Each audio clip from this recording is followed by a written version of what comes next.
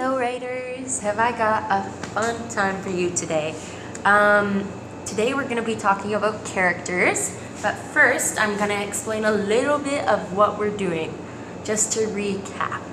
So, right now you've just finished, or you've already watched the video where you're going to create your world and get an idea of what it looks like.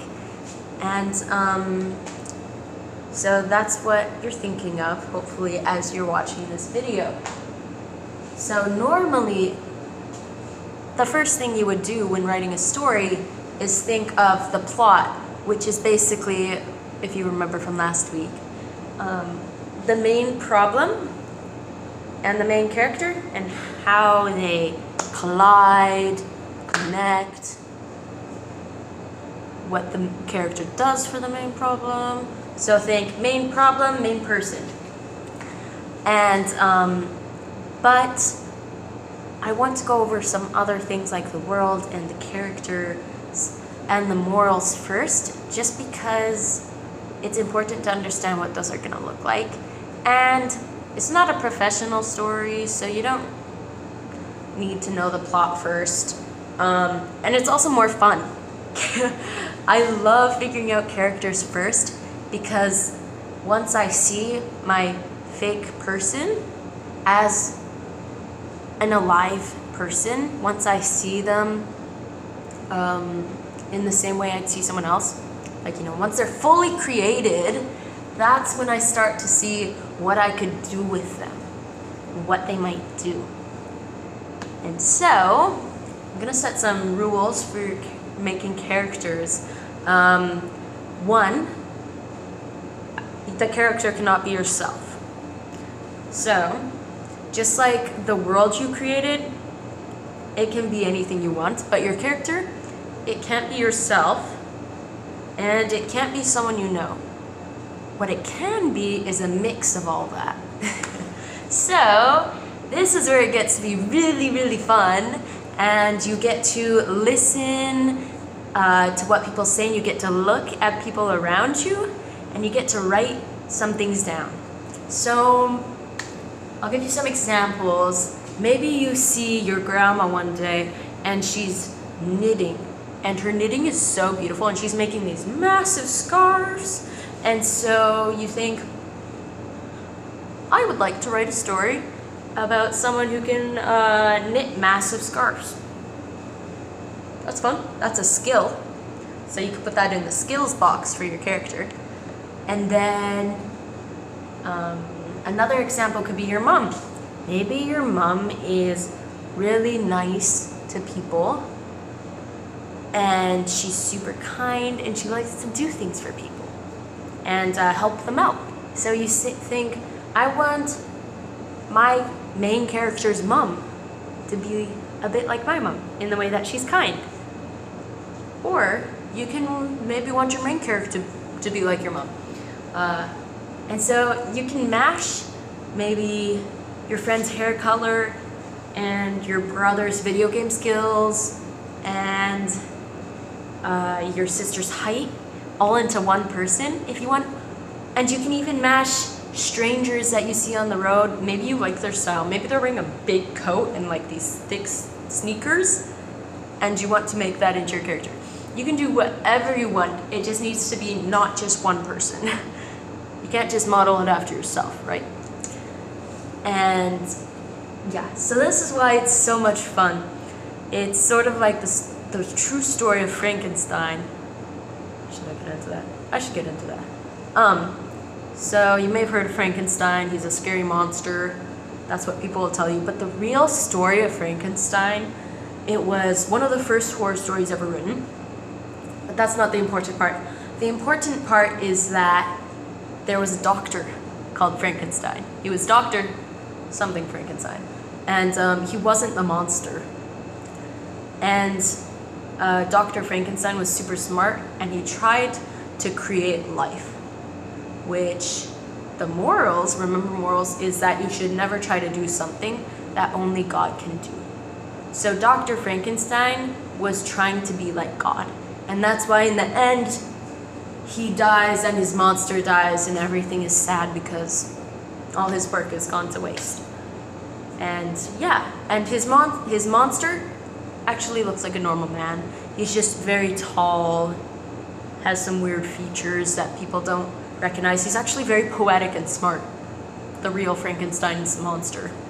So next time someone dresses up as Frankenstein at Halloween or something, you should be like, you know, Frankenstein was just like 9 feet tall, but other than that, he looked like a normal human, and he was also very intelligent. Can you recite all of Homer's tragedy? Can you recite a bunch of ancient poetry like the actual Frankenstein's monster could? Because if not, you shouldn't dress up as him.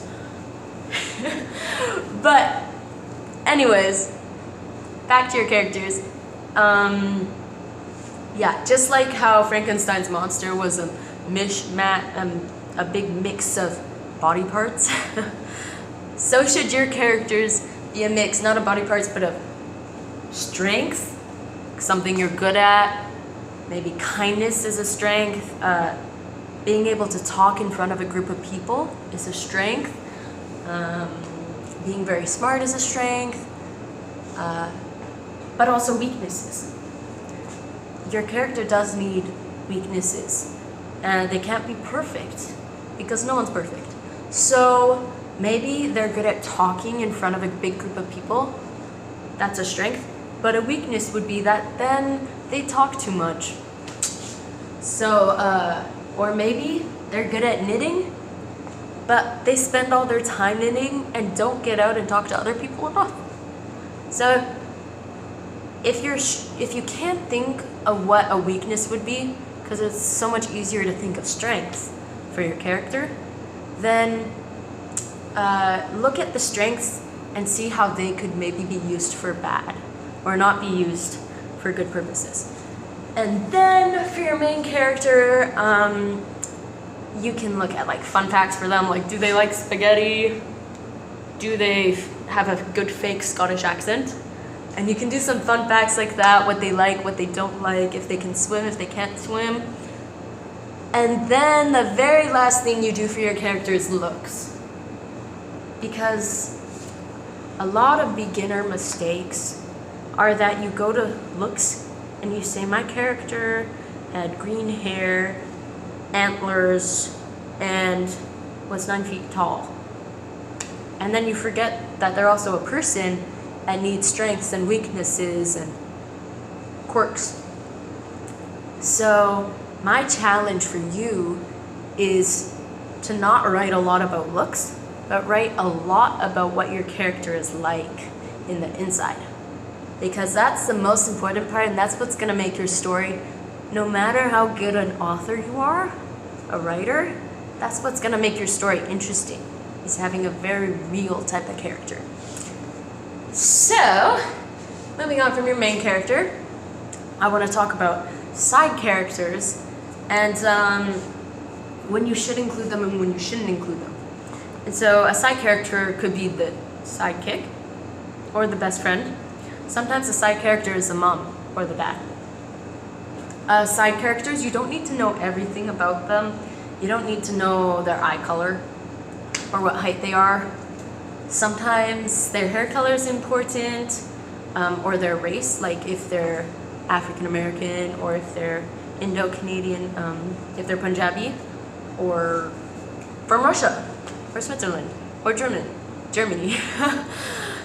Sometimes that's important, but only if it adds to the story. So if you're writing a story and you randomly say, her best friend was German, 9 feet tall, blue eyes, that's not really important. But them being German is important if they then speak with an accent, and then your main character can't really understand them because of that, and that causes a problem. That's when it's important to the story. And if you ever find that you have a side character and they're just sort of chilling in the corner, and your reader knows what their eye color is, but doesn't really know why they're there, cut them out. You do not need that side character. Okay, now we're going to talk about villains for about 2 minutes, and then we're going to talk about your project.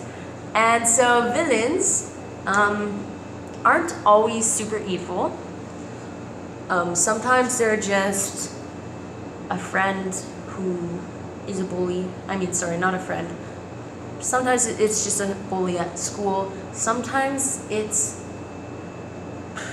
a friend who doesn't understand the main character. Sometimes it's a grandpa who doesn't realize something important about the character. I'll explain it as if you're writing a short story and the main problem is that the grandpa is going to tear down the treehouse because he needs space for his car to be. That could be the main problem, and that would make the grandpa the villain. But that doesn't really mean the grandpa's evil, he has a menacing voice and a cackling laugh. Sometimes it just means that that the grandpa doesn't understand what your main character is thinking. So when you write a villain, always give them a motive. And this is the reason for why they're creating a problem. You can't just make them evil and just evil for no reason, because they are also human and they need to also have some strengths. Though if they're a villain, their weaknesses are going to be more than their strengths, because that's why they're the villain. And so besides motives, I also want you to talk about good attributes like strengths, and then you can talk about looks. Sometimes looks are more important with the villains because you want to make the reader know they're a villain. So you can make them wear all black, or you can make them have a very square black beard.